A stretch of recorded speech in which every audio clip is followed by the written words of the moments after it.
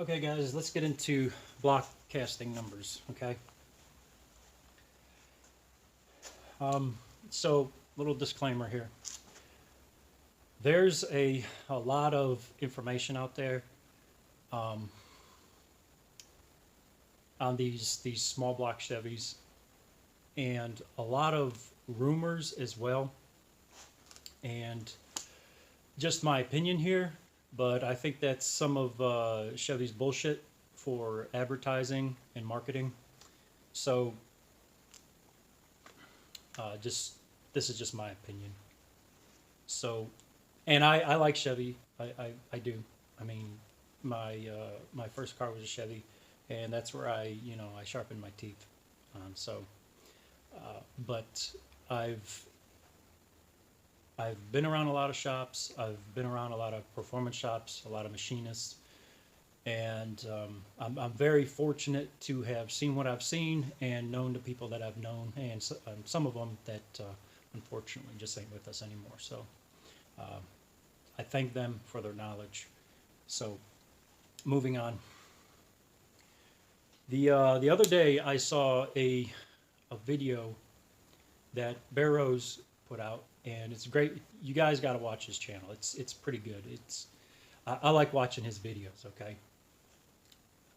So he went to go look at a block casting, and he looked up the numbers, and the numbers came back as 327, 350, and 307.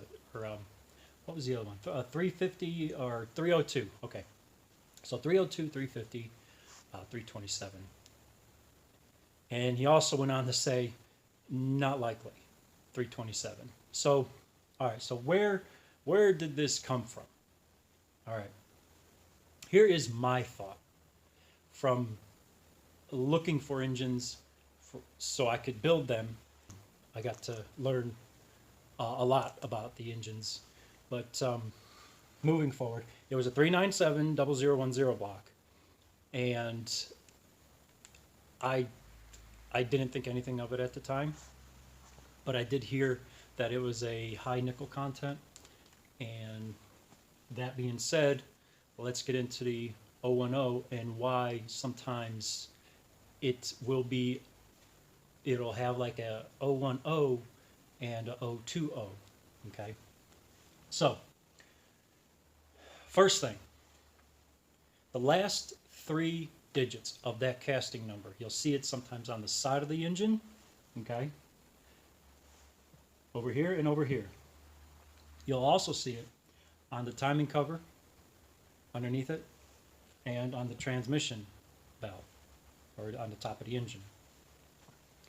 And over here, it'll actually tell you some more numbers. It's either 6 or 7 digit. So 010, that is telling you what bore it is.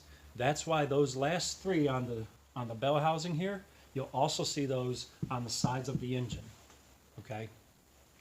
And that casting also works for the timing cover. Now, why have those three areas?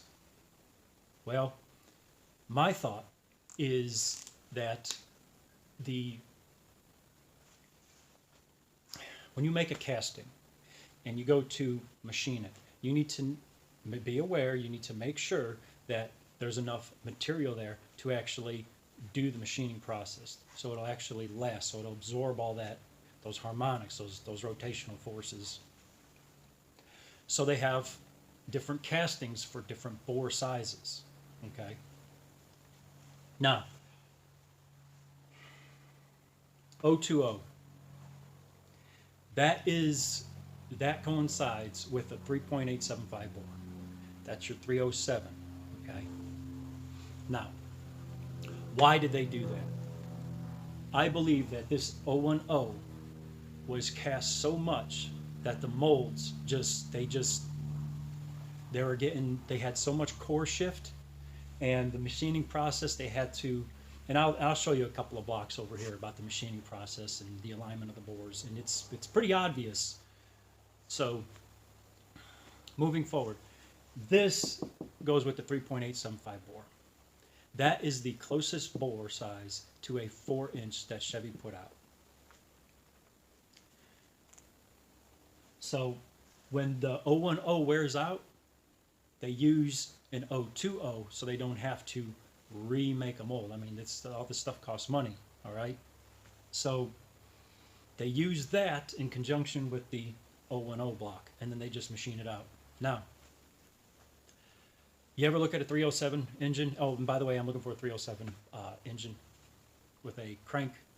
I just need a 307 lower assembly. Okay, so if anyone knows, anyone out there, just get a hold of me. So if you ever looked at a 307, you'll notice that it has the same casting identifications other than numbers as the 4-inch bore block. For instance, the main webbing.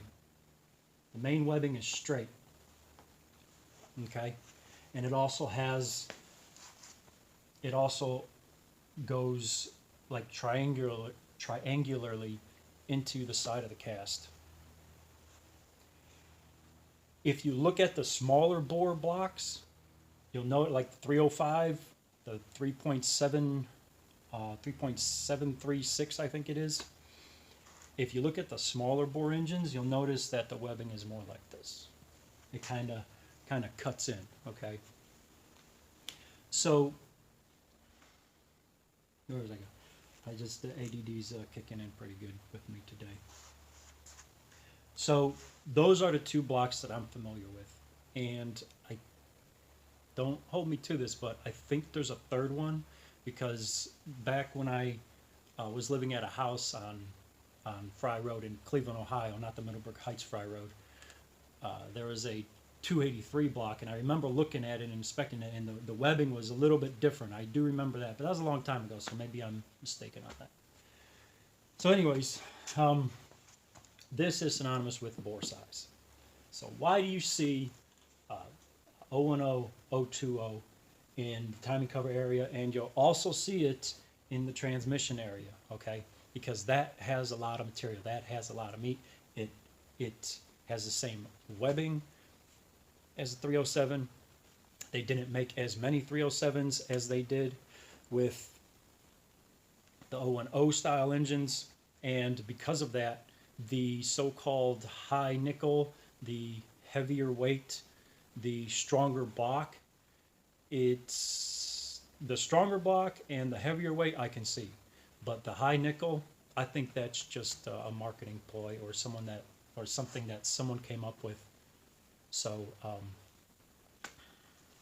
on, I gotta plug in my phone. All right, sorry, I had to plug in my phone. So it was said on a live a while back where someone had mentioned the high nickel content being a made-up thing, and someone else saying that they believe in it, and that they've also felt the difference between the heaviness of a block. And I didn't want to go further because it's not the time or place to do it on a live, so I just left it at that. And if you think about it, it is it's a casting, okay? Nothing is perfect about it. Nothing, okay? Some of them are going to weigh more. Some of them are going to weigh less. And because of the casting process and the interchangeability, and how some of the blocks may be thicker than others because of mixing the cores, yes, I believe that some of them can be heavier, but to believe that it's because of the nickel content, no, you're not gonna feel 2% more nickel in a casting weighing it with your arms. 2% nickel content in a block that probably weighs 175 pounds, you're not going to feel a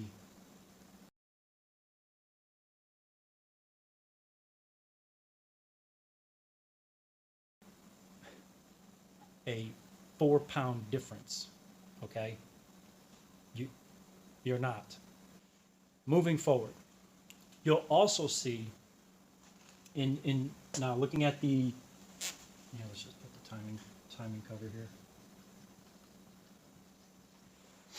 Underneath the timing cover, you'll also see, then this is what I have seen, okay? You'll also see numbers like 636, 511, the 386, the 948, and you also see like a 618. I've seen a 618. Some other ones. I think, don't hold me, I think a 660 on one. And I think the 660 was in a race shop. And I didn't think anything of it. We didn't get to talking about it because we're looking at other things. But I remember seeing a 660 on one. So at any rate, so these last three numbers are the bore size, okay?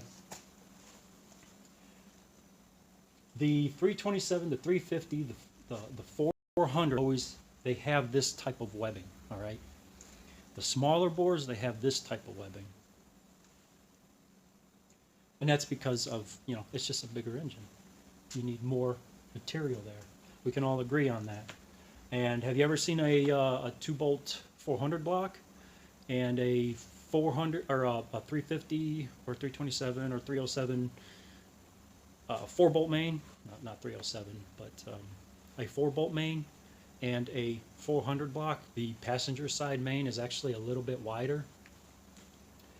Just some information there, some useless information. But yeah, that these numbers are for bore sizing, and that's it. Okay.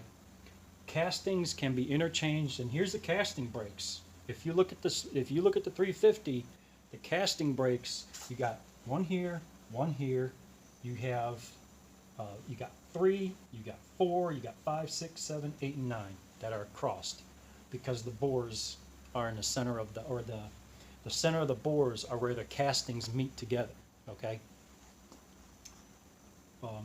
Or the center of the bores is where the molds come together, and you'll see that when you go to grind on the inside of an engine. You'll see these things.